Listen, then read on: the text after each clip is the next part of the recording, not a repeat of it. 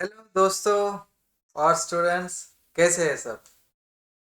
दूसरे सेशन आज हम देखने वाला है, दूसरा सेशन जिसमें हम ये बोर्ड पे लिखे हुए सब जो टॉपिक्स है वो डिस्कस करने वाला है। शुरुआत करते हैं role of keyboard and mouse. AutoCAD में काम करते वक्त कीबोर्ड और माउस का जो उपयोग है उसको समझना है। सबसे पहले कीबोर्ड की बात करते हैं।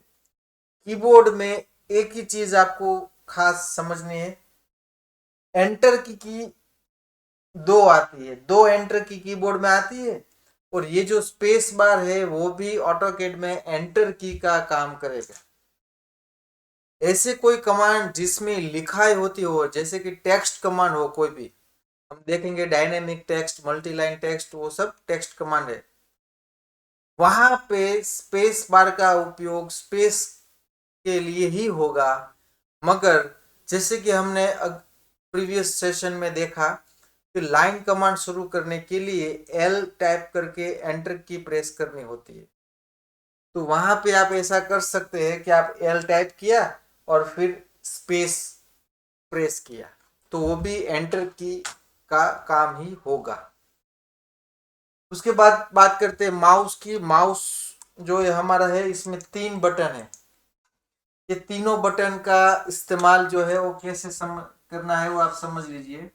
जैसे कि मैंने एक यहाँ पे माउस ड्रॉ किया है, तो यहाँ पे तीन बटन है जिसको हम बोलते हैं क्लिक। बेसिकली उसको लेफ्ट क्लिक बोलना पड़ता है, लेफ्ट क्लिक। ये है राइट क्लिक। और ये जो है वो है मिडल बटन। मिडल बटन जो है उसको स्क्रॉल व्हील बोलेंगे हम, स्क्रॉल व्हील है वो, स्क्रॉल व्हील। ये माउस का हम अगर साइड व्यू देखें तो कुछ इस तरह से बनेगा। इसमें ये स्क्रॉल व्हील ऐसे आगे पीछे स्क्रॉल होता है, मतलब ये सर्कुलर मोशन में गोल घूमता है। आगे की तरफ अगर हम ले जाएंगे तो जूम इन होगा, और पीछे की तरफ अगर हम इसको स्क्रॉल करेंगे तो होगा जूम आउट। तो इससे क्या होगा, ड्राइंग के नजदीक या तो दूर जाने में हमें इसका स्क्रॉल व्हील का इस्तेमाल करना है। और इस स्क्रॉल व्हील को आप प्रेस भी कर सकते हैं। इसको प्रेस करके, प्रेस एंड ड्रैग करके आप ड्राइंग को पान कर पाएंगे, मतलब कि आप ड्राइंग एरिया को ऐसे हम जिसको बोल सकते हैं कि वो उसको पेपर स्पेस को हम मूव कर पाएंगे। जो ड्राइंग शीट है वो पूरी पूरी ड्राइंग शीट को मूव कर पाएंगे। मैं एक बार आपको स्क्रीन में प्रैक्टिकल करके समझाता हूँ। देखिए ये हमारी स्क्रीन है। मैं पहले कुछ ड्रॉ करता हूँ जिससे कि यह बात आप समझ पाए। ये स्क्रॉल व्हील को गोल घुमाने से ये हुआ scroll, zoom in zoom out. और मिडिल बटन को प्रेस करके मैंने ड्रैग किया तो ये हो गया पान। पूरा का पूरा ड्राइंग एरिया आप देखिए एक जगह से दूसरी जगह पर शिफ्ट हो रहा है। अभी आपने जूम ऑन जूम और पान करने का जो मेथड है वो समझ लिया है। मगर जूम करने में सिर्फ स्क्रॉल व्हील को गोल घुमाना नहीं है, और भी एक बात आपको ध्यान में रखनी है। और वो है हमारा जो माउस का पॉइंटर है, कुछ इस तरह से वो दिखाई देता है। इसको बोलते हैं क्रॉस हेयर। ये जो क्रॉस हेयर है उसको आप उस जगह पर पहले ले जाइए जिस जगह को आपको जूम करना है। जैसे कि मैं आपको स्क्रीन पर दिखाता हूं।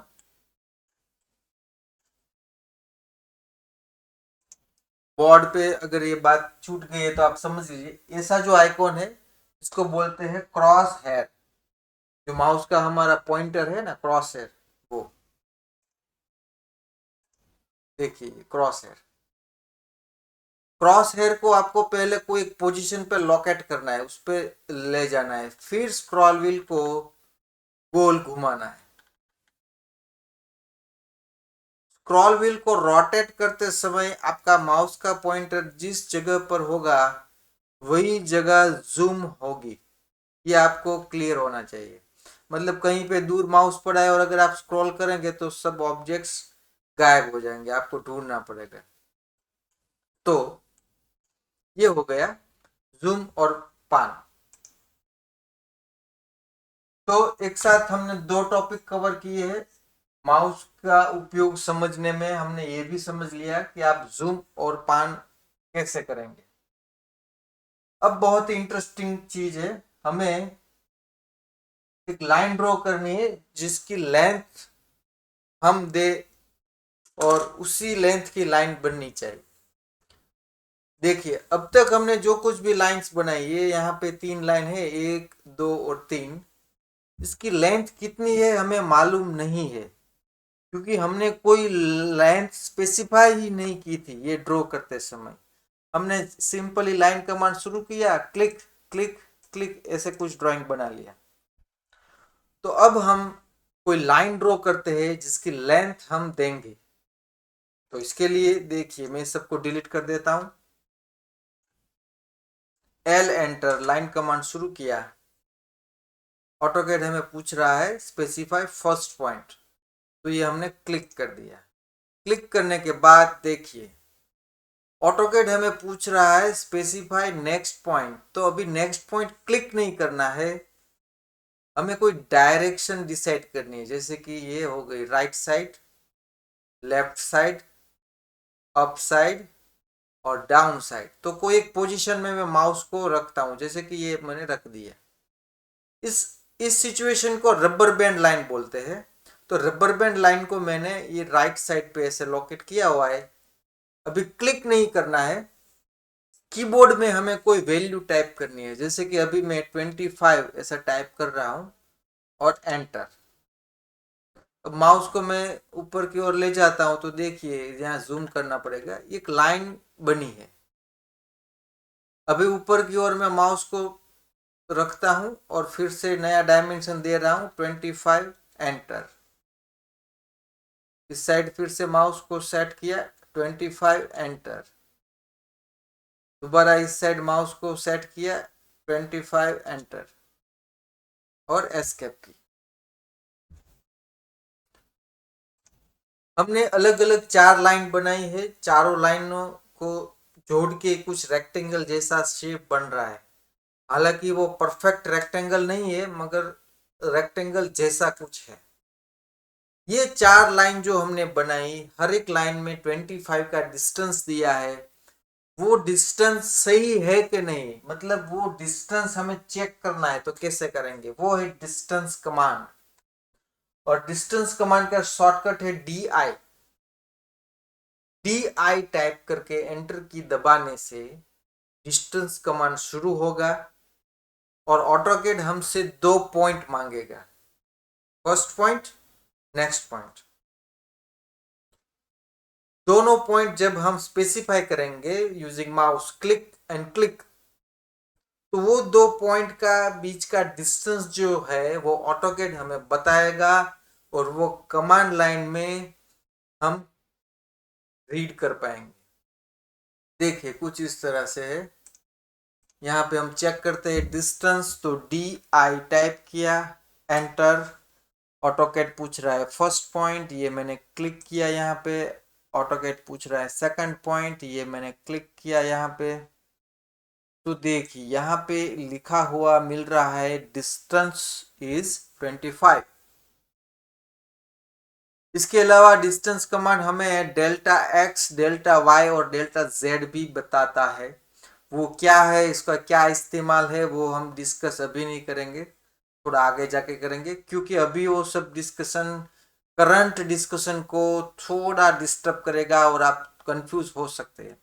तो अभी आप इतना याद रखिए कि हमने डिस्टेंस कमांड का यूज किया है, जिससे हम कोई भी 2 पॉइंट के बीच का डिस्टेंस कितना है वो जान सकते हैं। अब देखिए ये जो रेक्टेंगल ये एक रेगुलर रेक्टेंगल नहीं है तो चारों लाइनों की लेंथ 25, मगर ये कॉर्नर यहाँ पे मर्ज नहीं हो रहा है। और लाइन भी परफेक्ट हॉरिजॉन्टल या वर्टिकल नहीं है। तो ऐसा काम करने के लिए हमें क्या करना पड़ेगा? अगर आपको परफेक्ट रेक्टेंगल बनाना है जिसकी लाइन या तो हॉरिजॉन्टल या तो वर्टिकल ही हो, तो हमें ऑर्थो फंक्शन का यूज करना पड़ेगा। ऑर्थोगोनल मोड जिसका शॉर्टकट है F8, वो क्या है वो हम स्क्रीन पे समझते हैं। देखिए लाइन कमांड में शुरू करता हूं, L एंटर। ऑटोकैड पूछ रहा है फर्स्ट पॉइंट, ये मैंने क्लिक किया। और अभी ऑटोकैड पूछ रहा है स्पेसिफाई नेक्स्ट पॉइंट, तो हमें क्या करना है? ऑर्थो ऑन करना है। ऑर्थो ऑन यहां से भी होगा, स्टेटस बार में ऑर्थो बटन ऑन कीजिए। ऑर्थो ऑन हो चुका है। फिर से ऑर्थो ऑफ करता हूं तो ऑर्थो ऑफ हो चुका है। देखिए रबर बैंड लाइन हर एक दिशा में मूव हो सकती है, मगर जब ऑर्थो ऑन करते हैं, मैं कीबोर्ड में F8 बटन दबा रहा हूं, F8। देखिए अभी ऑर्थो ऑन होने से लाइन सिर्फ हॉरिजॉन्टल और वर्टिकल ही बन रही है। फिर से ऑर्थो ऑन करने से ये चारों डायरेक्शन फिर से डिसेबल हो गए और हर एक डायरेक्शन में माउस मूव करने लगा। तो ऑर्थो ऑन करने के बाद अब हम डायरेक्शन की लेंथ टाइप करते हैं 25, एंटर। ऊपर की तरफ 25, एंटर। फिर से left side 25, enter. Down side 25, enter. और फिर एस्केप की। देखिए अभी क्या हुआ, ये जो रेक्टेंगल बना हुआ है, ये चारों लाइन परफेक्ट लेंथ की है और चारों लाइन के एंगल भी रेक्टेंगल है, मतलब कि एक दूसरे से परपेंडिकुलर है। तो ये हो गया ऑर्थो का यूज।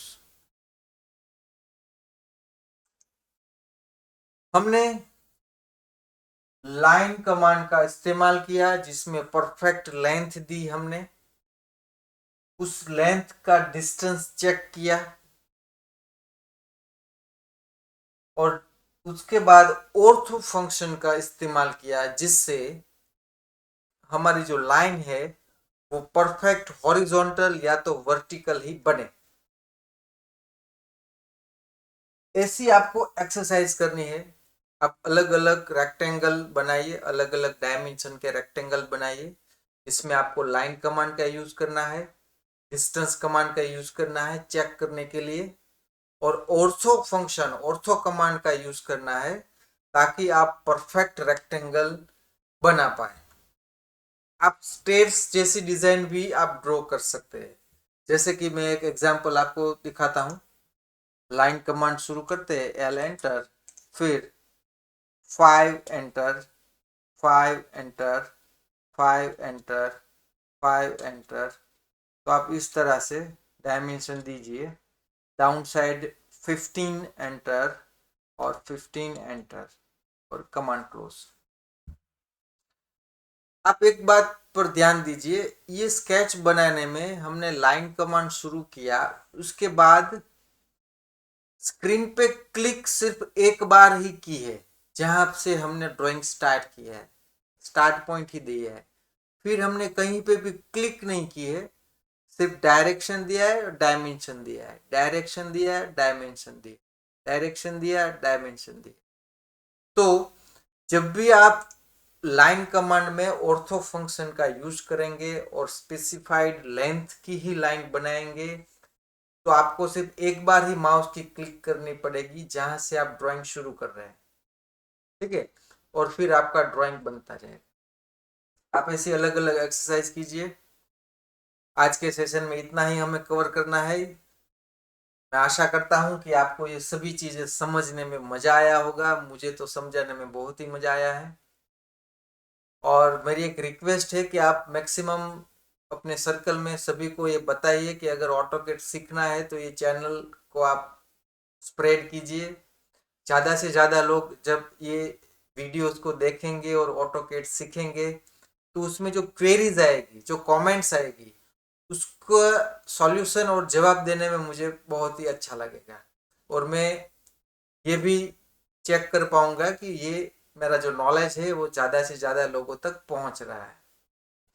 तो हंसते रहिए, मुस्कुराते रहिए। ये सब टॉपिक्स आप ठीक से समझ लीजिए, इसकी प्रैक्टिस कर लीजिए। नए अगले सेशन में हम और नए कमांड को समझेंगे और स्टेप बाय स्टेप हम ऊंचाइयों को सर करेंगे। तो बहुत बहुत धन्यवाद। फिर मिलेंगे नेक्स्ट वीडियो में। Thank you very much.